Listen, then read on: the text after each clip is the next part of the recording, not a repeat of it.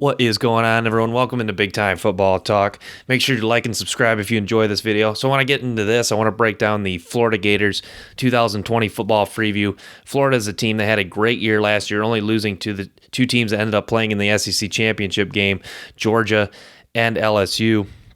It all starts with the quarterback position. Kyle Trask is a guy that really came around last year. Trask was just pretty good for the Gators. 2,941 yards passing, 25 passing touchdowns to go along with just 7 interceptions. Took over for Felipe Franks. And the quarterback position is a position that has really just been a struggle since Tim Tebow left Florida. Kyle Trask coming in there and get him then that spark is just absolutely huge. Just to compare their offense a little bit, last year in 2018, they averaged 213.5 pass yards per game and 213.2 rush yards per game. Last year, they averaged 300 passing yards per game and 129 rush yards per game. Mullen wants to be a little bit more balanced offensively next year.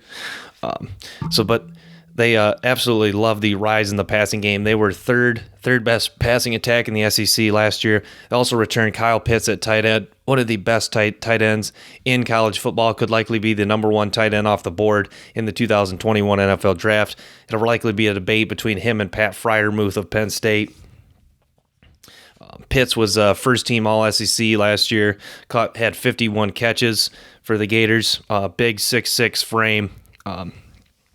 Really like Pitts a lot.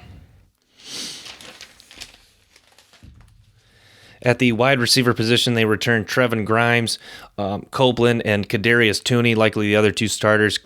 Copeland is a athletic freak who's just flashed in times last year. Didn't get a whole lot of playing time, but 6 foot, 192, physical receiver. Kadarius Toney had battled through some injuries last year, but you saw his athleticism, his ability to cut on a dime. You saw in that Florida State game that move he made, just incredible, making the guy miss. And so Toney and Copeland are guys that Florida fans should be excited about. Very talented players. They lose LaMichael Pirine at the running back position. Pirine was a very solid player for the Gators the last few years, so they're going to have guys like Malik Davis and Damian Pierce step up for the Gators at running back next year. Florida always solid on the defensive side of the ball. They were second in rushing, sixth against the pass, and second in total defense last year in the SEC. Marco Wilson, one of the top cornerbacks in college football, has a chance to be the number one corner off the board for the 2021 NFL Draft. But Florida doesn't really concern me on defense. I think they'll be very solid once again on defense. Always have a lot of speed, athleticism. Their defense really kept them in every game this year. Even in the LSU game, they gave up 42 points, but were right in it for most of the game. Really battled in a real tough environment in Death Valley. So the schedule